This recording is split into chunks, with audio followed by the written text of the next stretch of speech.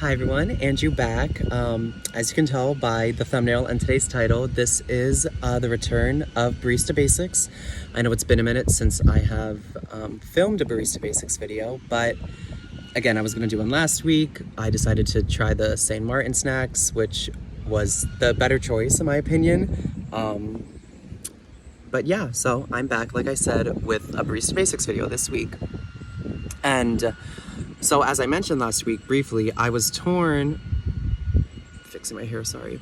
between two topics for this week's video. And obviously, as you can tell by the title, I ended up choosing the milk frothing wand.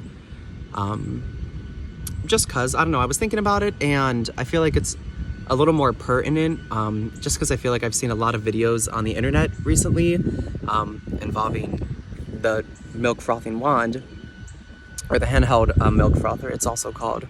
So I figured that it would be an interesting topic to discuss. Now, I know I say this in every video, but this video should actually be pretty short because there's not much information about milk frother, surprisingly.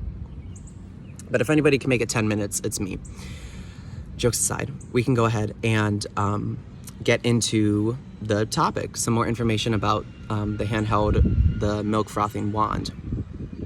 So basically, first step is to describe what it is. And it is, of course, as the name suggests, a wand, a handheld operated electronic device that allows you to froth your milk and to create kind of like a cold foam. I mean, not kind of, that's exactly what you're making, is a cold foam.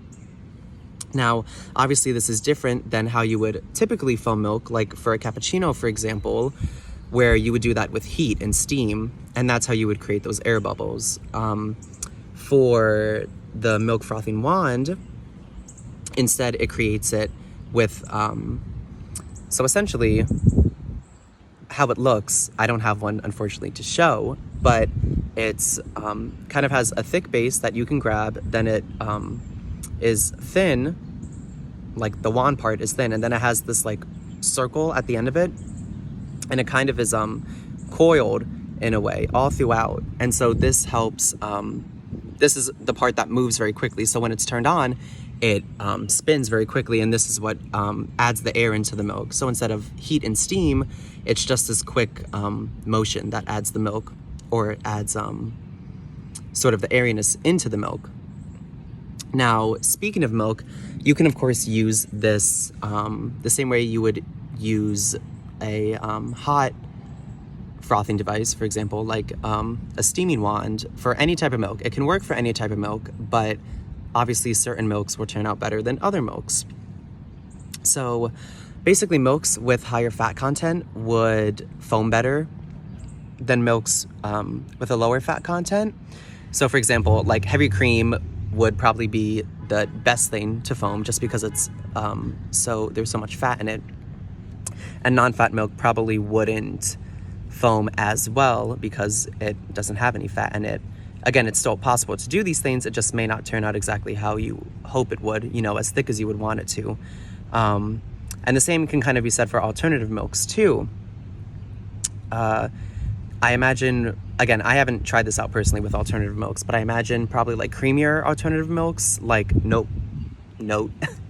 like oat milk, notably, I assume would probably froth pretty well, simply because it's pretty creamy as is, whereas, you know, an almond milk, for example, may not foam as well.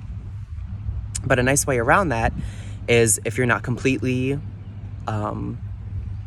like vegan and you're okay with having dairy as a part of your consumption, then what you can do is add like a little splash or a little dab of heavy cream into whatever milk you're using, and that obviously that added fat content will help you create a better foam,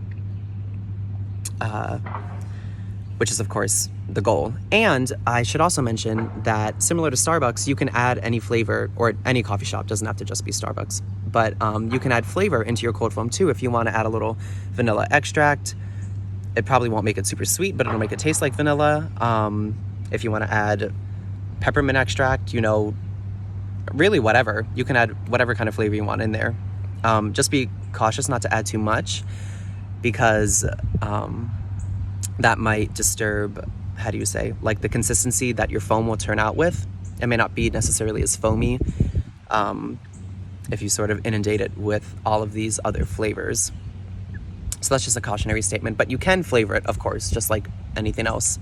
And I feel like there was one other thing I wanted to touch on. We touched on what the wand is, what its purpose is, kind of how it looks like and how it operates.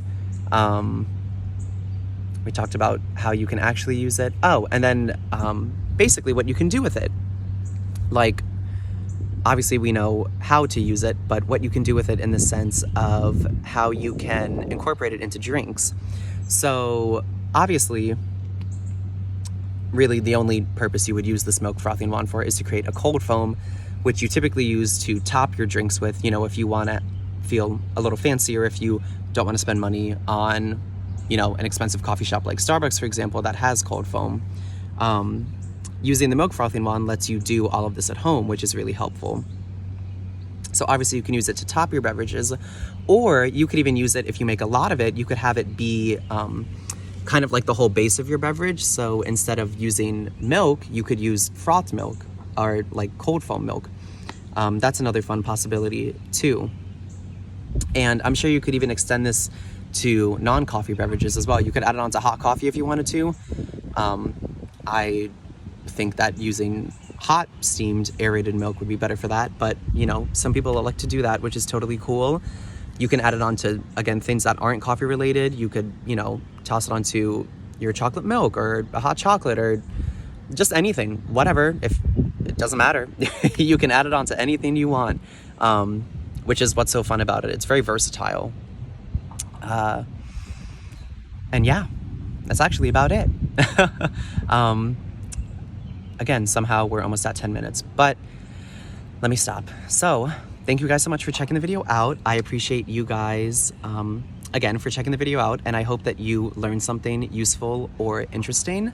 I really encourage you to try using a milk frother, or if you don't want to purchase one yourself, maybe one of your friends does, or one of your family members, whomever, because it's really fun. Just get to use it, you know, just like you hold it and you just like spin it and you see it create this foam. It's really cool. So I would definitely recommend that if you are able to. But I also don't think they're too expensive either. I haven't looked at the prices of them, but I imagine it can't be more than like 20 bucks. Probably that's like highballing it. But yeah, I would recommend getting one and trying it out because they are super fun. And again, cold foam is super versatile. You know, you can use it for really any kind of drink you want. You can use any kind of milk you want, really. Even non-dairy milks, of course, too, are included in that. So lots of fun, boatloads of fun with a milk frothing wand. But again, thank you so much, and I will see you guys next week for another video. It probably is going to be the Barista Basics video that I chose to not do this week, but it could be something else. Who knows? Could be HRHQ. Who knows? Definitely won't be an Andrew taste because I don't have anything to taste, unfortunately. But yeah, and there's also a surprise for next week that I'm not going to tell you, obviously, because it's a surprise, but it will be plain as day. You will be able to see it next week. So I'm nervous, but I hope you look forward to that. Yeah, but that's about it for me. I hope you guys take care. I hope you were staying, of course, safe, sane, healthy, entertained, and motivated. And I will see you guys next week. Take care. Bye-bye.